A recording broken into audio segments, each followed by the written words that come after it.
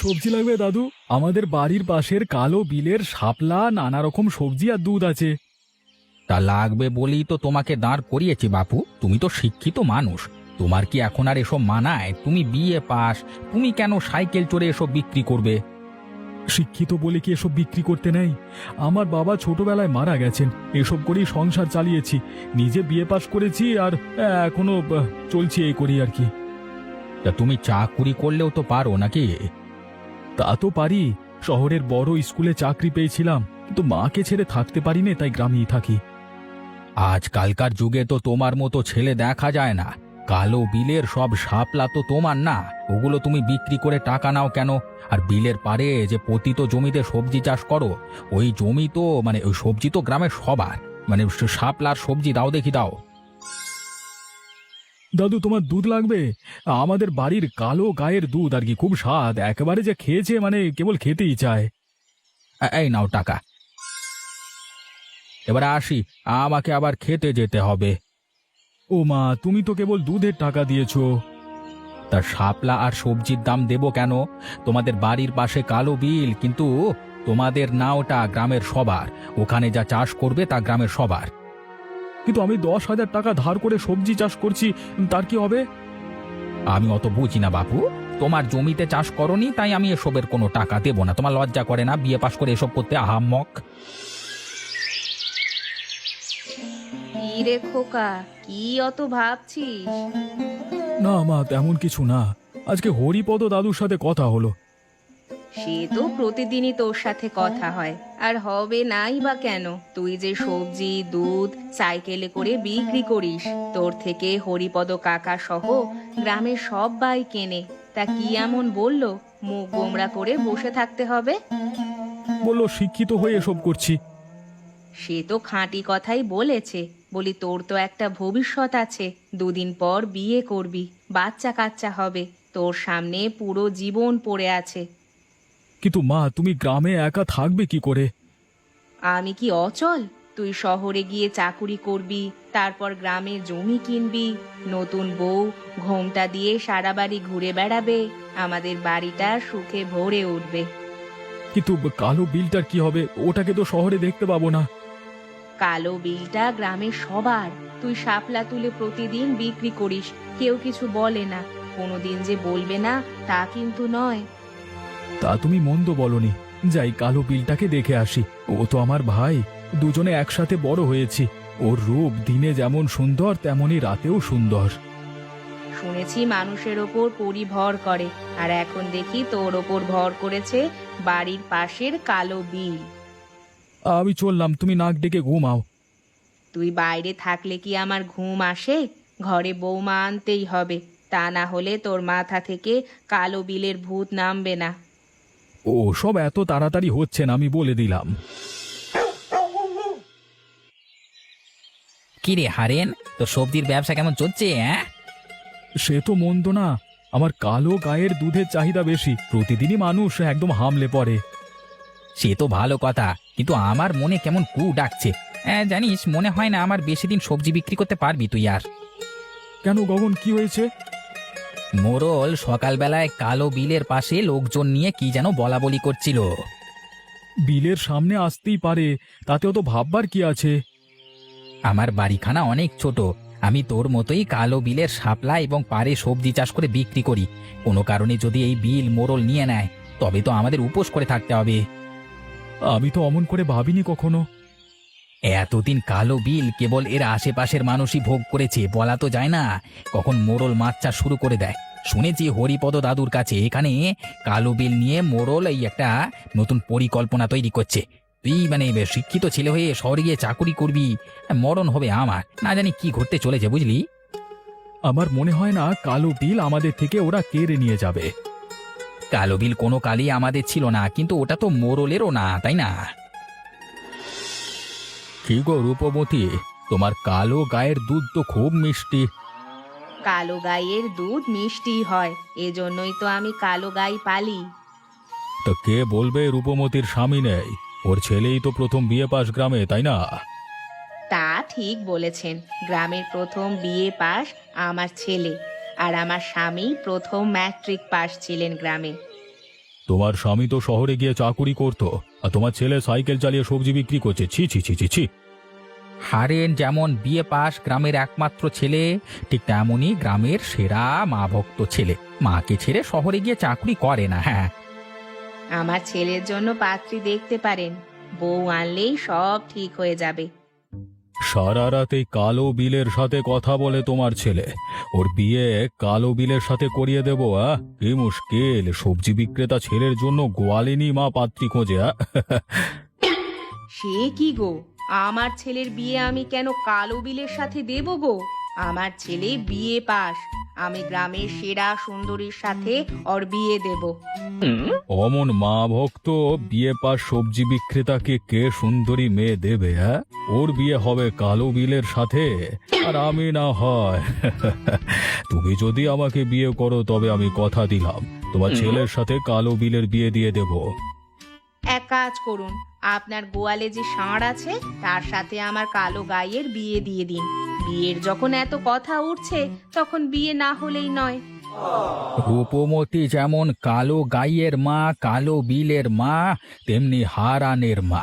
নইলে কি আর শিক্ষিত ছেলেকে আঁচলের তলে বেঁধে রাখে?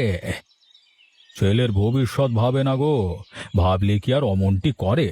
ছেলেকে যেমন কালো বিলের সাথে বিয়ে দেবে, তেমনি আবার ষাঁড়ের সাথে নাকি ওর কালো গায়ের বিয়ে দেবে। কই, ওর দেখা দেখি মানুষ শিক্ষিত হতে চাইবে না। ও যেন শিক্ষিত হয়ে আরো ঘরকুনো হয়ে গেছে। আমার ছেলে ম্যাট্রিক পাস, শহরে গিয়ে চাকরি করে। তোমার ছেলে বিয়ে পাস, মার আঁচলের নিচে সবজি চাষ করে। এখনো সময় আছে, তোমার মাথা খারাপ ছেলেকে নিয়ে মোড়লের কাছে গিয়ে বসো, এতে মা ছেলের ভালোই হবে। হ্যাঁ, কি গো ঘরকুনো, সাত সকালে কালো বিলের পাশে এসেছো, তা কি মতলব? তেমন কিছু না, এমনি। মতলব ছাড়া তো আসনি, রোজই তো সাত সকালে শাপলা তুলে সাইকেলে চড়ে গ্রামে বিক্রি করো। এখন থেকে আর অমনটি হচ্ছে না। কেন মোড়ল মশাই, এই বিল গ্রামের সবার। কালো বিল সবার, কিন্তু এর উপকার কেবল তোমাদের মতো কিছু মানুষ ভোগ করছে। এইবার কালো বিলে মাছ চাষ করবেন মোড়ল মশাই, তারপর সেই মাছ বিক্রির টাকায় গ্রামে পাঠশালা খুলবেন, তোমার সাথে কালো বিলের আরই। হ্যাঁ, সেই কথা তো ভালো। সে কি গো, তোমার মুখে চিন্তার ভাঁজ, মুখটা এমন ঘোর অমানিসায় ঢেকে গেল যে। তা তো হবেই, বহুদিনের কালো বিলের দখলে ওরা ছিল, আজকে যে দখল আমরা ছাড়িয়ে নিলুম। শিক্ষিত হয়ে কি কাজ করবে? অমন একটা বিল দখলে রাখলে 7 পুরুষ বসে বসে খেতে পারবে। আমি আসি, আমার অনেক কাজ পড়ে আছে। যাও যাও যাও, আর শুনে রাখো, এবার বিলের পাশে যত সবজি আছে সব গ্রামের মানুষকে বিলিয়ে দেব। আমাকে 2 দিন সময় দিন। তেমনটি হবে না, আর যদি তুমি কোনো সবজি তোলো তবে তোমাদের কালো গাই আমি নিয়ে নেব। আর কথা বাড়িও না বাপু, এবার যাও।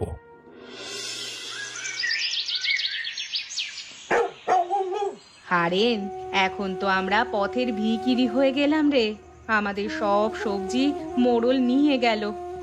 কিছু বললো না গো মা, তাহলে কালো গাইও নিয়ে যাবে? কালো গাই আমরা কি করে রাখবো?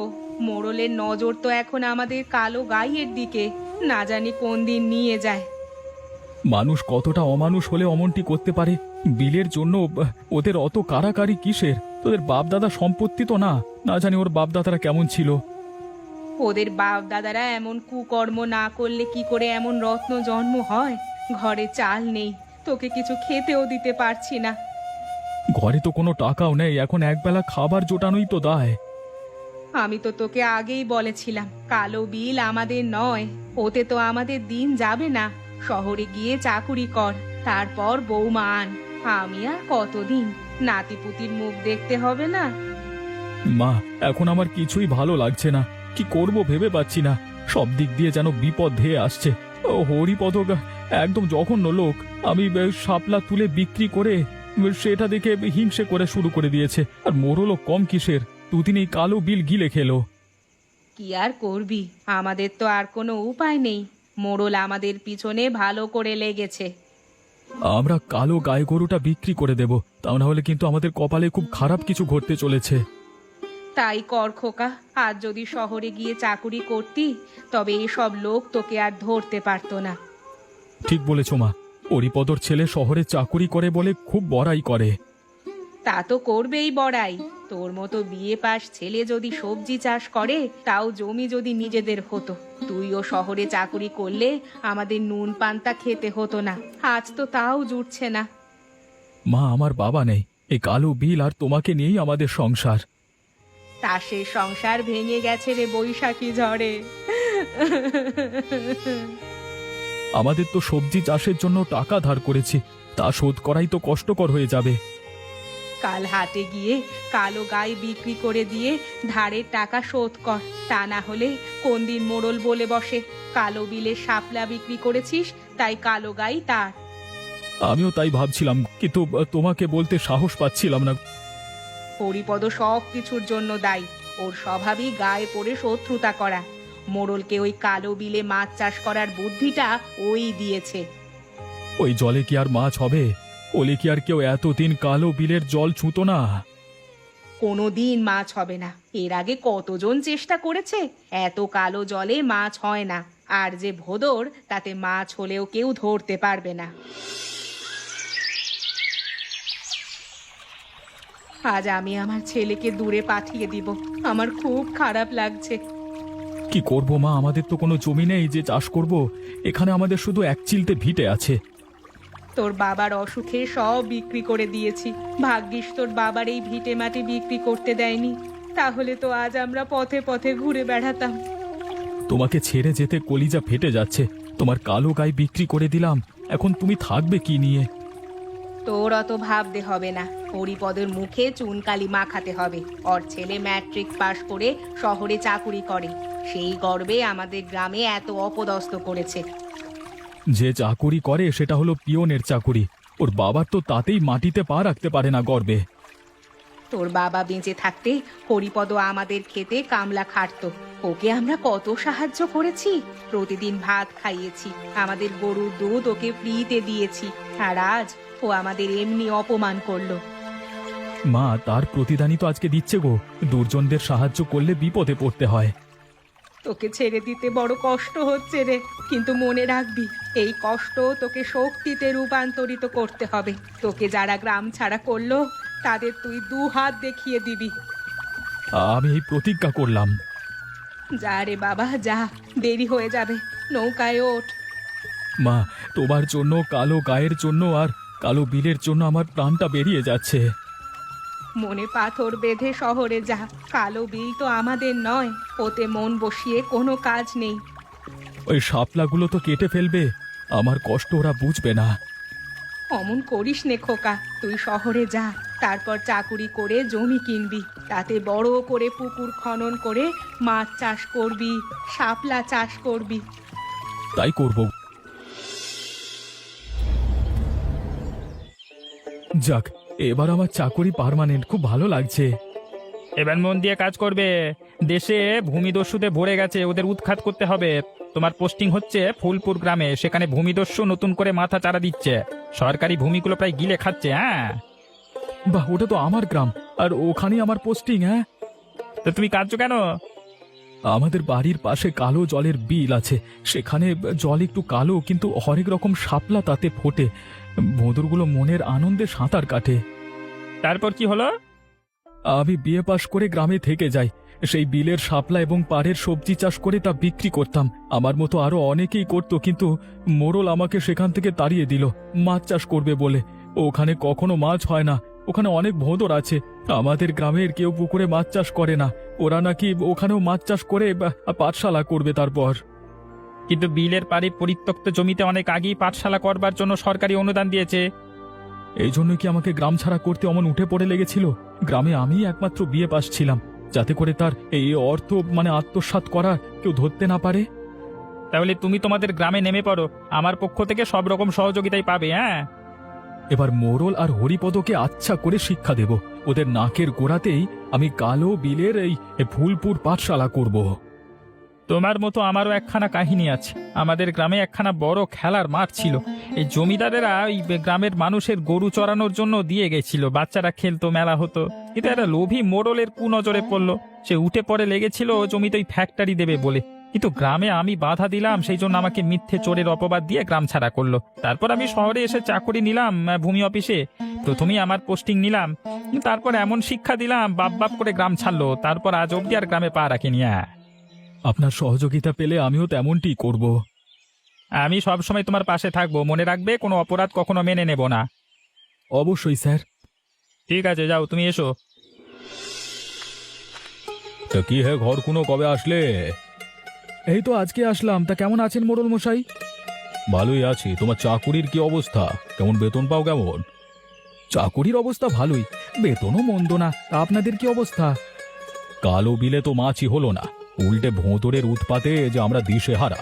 ভাবছি এটাকে একবার ইট ভাটায় রূপান্তর করব। সে কি কথা? আমাদের কালো বিল মানে ব্রিটিশ আমলের। এটা তো কারোর সম্পদ না যে চাইবে এখানে ইট ভাটা করবে। শহরে চাকুরি করে চ্যাটাং চ্যাটাং কথা বলতে শিখেছো তো নাকি? হ্যাঁ, তুমি বিয়ে পাশ হয়ে শহরে চাকুরি করো, তাই নিয়ে থাকবে যাও। আমাদের ব্যাপারে কোনো কথা বলো না। গ্রামের পাঠশালার খুব প্রয়োজন, তাই মোড়ল মশাই কালো বিলে ইটভাটা করবে। তাহলে কি পাঠশালা আপনার খেতে করবে? সরকারি জমিতে সরকারি অনুমোদন না নিয়ে কাজ করাকে কি বলে? ভূমিদস্যু বলে। তাহলে নিজের মুখেই স্বীকার করলেন মোড়ল মশাই। তোমার এত বড় সাহস, তুমি আমাদেরকে ভূমিদস্যু বললে? শহরে দুদিন চাকরি করে খুব কথা শিখে গেছো। ছিলে তো সামান্য সবজি বিক্রেতা। একটা কথা মনে রেখো, ভূমিদস্যু বলো আর যাই বলো, ঘরে বুড়ো মা আছে আর তুমি তার শেষ সম্বল। যদি বেশি বাড়াবাড়ি করো একদম বাবার কাছে পাঠিয়ে দেব। এ তো রীতিমতো হুমকি দিচ্ছেন। আর দোকান খুলে শুনে রাখো, তোমার বাবাকে আমি খাদ্যে বিষ প্রয়োগ করে মেরে ফেলেছিলাম। তুমি বেশি বাড়াবাড়ি করলে তোমাকে আর তোমার মাকে আগুনে পুড়িয়ে মারবো। আমার কাছে মোবাইল ছিল, সবকিছু আপনাদের কথা রেকর্ড হয়ে গেছে। হ্যাঁ, এরপর আপনাদের দুজনকেই শ্রীঘরে যেতে হবে বলে দিলাম। কেননা আমি ভূমি অফিসার, ফুলপুরের জমিদস্যুদের শিক্ষা দিতে এসেছি। এবার আসি, বুঝলেন? এত সহজে ছেড়ে দিলেন মোড়ল মশাই? এতটুকু ছেলে আপনাকে এত কিছু বলে গেল, এটা আপনি ঠিক করেননি। সোজা আঙুলে ঘি না উঠলে তো আঙুল বাঁকাতেই হয়। কি গো ঘর কোনো, তোমাকে আমি সমস্ত খুলে বলছি, তোমাদের ভালোর জন্যই তো বলছি। আমাদের ভালো আমরা বুঝতে শিখে গেছি, আর আপনার কোনো প্রয়োজন নেই। শোন শোন, আমার কন্যা সুমনাকে তোমার সাথে বিয়ে দেব, আর ইট ভাটা থেকে যা লাভ হয় তা তুমি ভালোই লাভ করতে পারবে, বুঝতেই পারছো তো? তা আপনার মেয়ে তো এক রত্তি, আমার বিয়ে পাশ ছেলের সাথে মানিয়ে চলতে পারবে? সে কি গো, তোমার বিয়ে পাশ ছেলের সাথে মানিয়ে না চলতে পারলে আমি তোমাকে বিয়ে করে নিয়ে? আরে আমার স্ত্রী তো গত হয়ে গেছে, মানে বছর দুয়েক হলো। আমার ঘরে বউ তো দরকার। এক কাজ করুন, আপনি আপনি আমাদের বাড়ির পাশের কালো বিলটাকে বিয়ে করে নিন। সে বিলের ভোঁদরগুলোকে তুমি বিয়ে করো, আমার আপত্তি নেই। তা মোড়ল মশাইয়ের এত বিয়ের শখ কেন হলো? তা হবেই বা না কেন? তোমার বিয়ে পাশ ছেলে, তার উপর ভূমি অফিসে চাকুরি করে। মেয়ে ছেলের কাছে বিয়ে করবে আর আমি মায়ের সাথে বিয়ে করে নেব, তারপর ইট ভাটা তৈরি করব। আহা, কাউয়াদের স্বভাবই ছাই উড়িয়ে দেখে কিছু পায় কিনা। আমাদের বাড়িতে তো ভাতের অভাব নেই আর, কিন্তু এক রত্তি মেয়ে তো আর বিয়ে করে আনা যায় না গো। আমার ছেলে ভূমি অফিসার। শ্রীঘরে শ্বশুর মশাই থাকবে, এটা তো আর মেনে নেওয়া যায় না। আপনি আসুন মোড়ল মশাই। তোমার বিয়ে তাহলে তো দেখা যায় কালো বিলের সাথেই হবে। হ্যাঁ, খোকা, আমি এখানে কেন? কি হয়েছে? তুই কাঁদছিস কেন? হরিপদ তোমার খাবারে বিষ দিয়েছিল, তা খেয়ে তুমি অসুস্থ হয়ে গেছো। তারপর আমি তোমাকে হাসপাতালে এনে সুস্থ করেছি। তোর কিছু হয়নি তো? না না মা, আমার কিছু হয়নি, আমি ঠিক আছি। চল খোকা, আমরা গ্রাম থেকে চলে যাই। না মা, আমরা শহরে যাচ্ছি না। যাদের জন্য তোমার এই অবস্থা, তাদের আমি শ্রীঘরে না পাঠিয়ে ছাড়ছি না। হরিপদ কি সত্যি তোর বাবার খাবারে বিষ মিশিয়েছিল? হ্যাঁ মা, আমরা ওনাকে কত বিশ্বাস করেছিলাম, তার প্রতিদান এমন দিল। তুই কিছু খেয়েছিস খোকা? না মা, ওদের উচিত জবাব না দিয়ে আমি জলও স্পর্শ করব না। যখন কিছু খাবি আগে আমাকে খাইয়ে দেখবি ওতে কিছু আছে কিনা।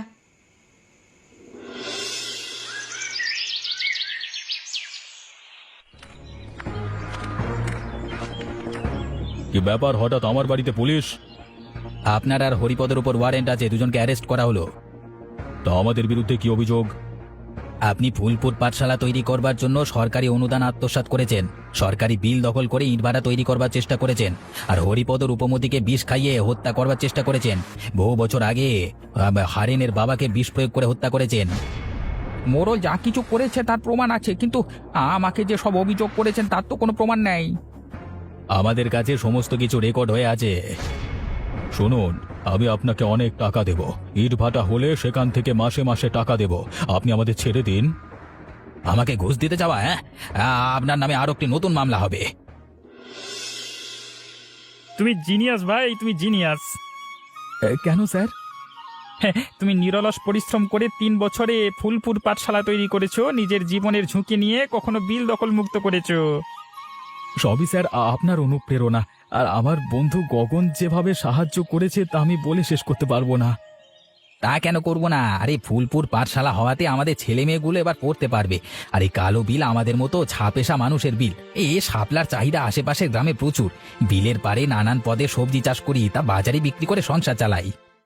স্যার আমিও আগে ওর সাথে সাইকেলে চড়ে সবজি বিক্রি করতাম। তা সবজি বিক্রি করেছো এটা কোনো বিষয় না, তুমি যে চুরি করনি সেটাই বড় কথা। হ্যাঁ, মোড়ল মশাই সবজি বিক্রি করেনি ঠিক আছে, কিন্তু এখন তো চুরি করে জেলে, তাই না? একদম খাঁটি কথা। তুমি তো নিজের গ্রামকে ভূমিদস্যু মুক্ত করলে, তাই এমনিভাবে আরো কত গ্রাম শহরকে ভূমিদস্যু মুক্ত করতে হবে। হ্যাঁ, অবশ্যই স্যার, অবশ্যই।